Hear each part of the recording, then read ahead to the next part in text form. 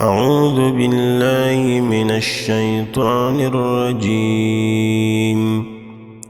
بسم الله الرحمن الرحيم. الرحمن علم القرآن خلق الإنسان علمه البيان. الشمس والقمر بحسبان والنجم والشجر يسجدان والسماء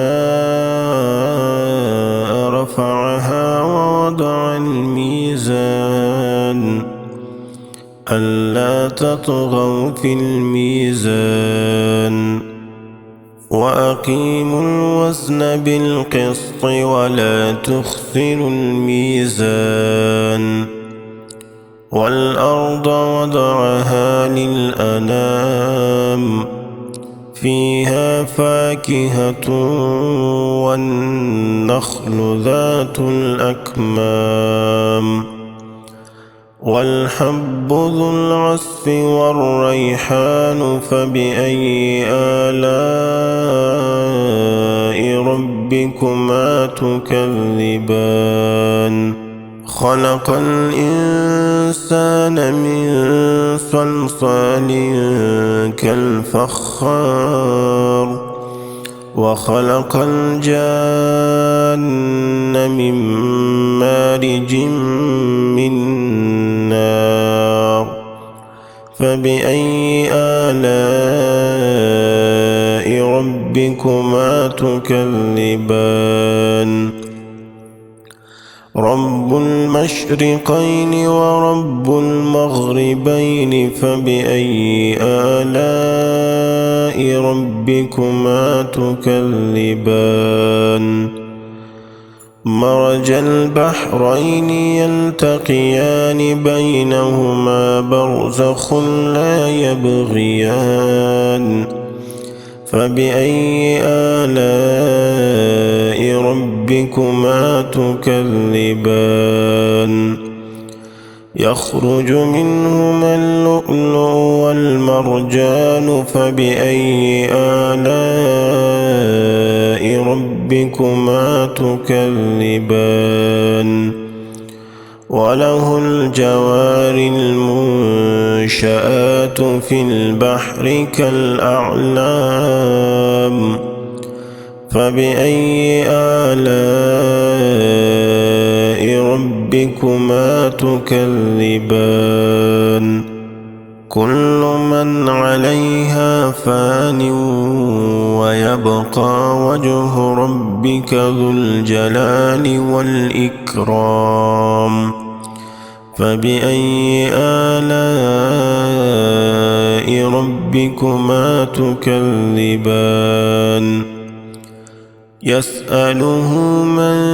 في السماوات والأرض كل يوم هو في شأن فبأي آلاء ربكما تكذبان سنفرغ لكم أيها الثقلان فبأي آلاء ربكما تكذبان يا معشر الجن والإنس إن استطعتم أن تنفذوا من أقطار السماوات والأرض فانفذوا لا تنفذون إلا بسلطان فبأي آلاء ربكما تكذبان يرسل عليكما شواظ من نار ونحاس فلا تنتصران فبأي آلاء ربكما تكذبان فإذا انشقت السماء فكانت وردة كالدهان فبأي آلاء ربكما تكذبان فيومئذ لا يسأل عن ذنبه إنس ولا جان فبأي آلاء ربكما تكذبان يعرف المجرمون بسيماهم فيؤخذ بالنواصي والأقدام فبأي آلاء ربكما تكذبان هذه جهنم التي يكذب بها المجرمون يطوفون بينها وبين حميم آن فبأي آلاء ربكما تكذبان ولمن خاف مقام ربه جنتان فبأي آلاء ربكما تكذبان ذواتا أفنان فبأي آلاء ربكما تكذبان فيهما عينان تجريان فبأي آلاء ربكما تكذبان فيهما من كل فاكهة زوجان فبأي آلاء ربكما تكذبان متكئين على فرش بطائنها من استبرق وجنى الجنتين دان فبأي آلاء ربكما تكذبان فيهن قاصرات الطرف لم يطمثهن إنس قبلهم ولا جان فبأي آلاء ربكما تكذبان كأنهن الياقوت والمرجان فبأي آلاء ربكما تكذبان هل جزاء الإحسان إلا الإحسان فبأي آلاء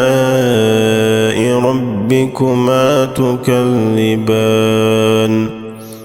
ومن دونهما جنتان فبأي آلاء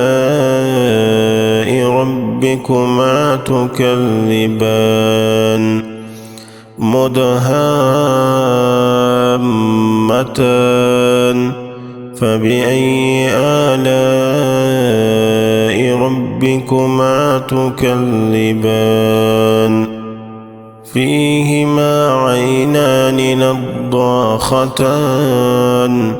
فبأي آلاء ربكما تكذبان فيهما فاكهة ونخل ورمان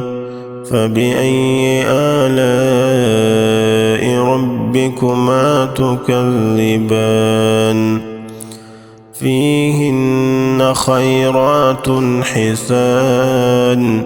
فبأي آلاء ربكما تكذبان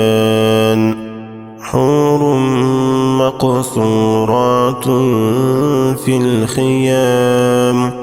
فبأي آلاء ربكما تكذبان لم يطمثهن إنس قبلهم ولا جان فبأي آلاء ربكما تكذبان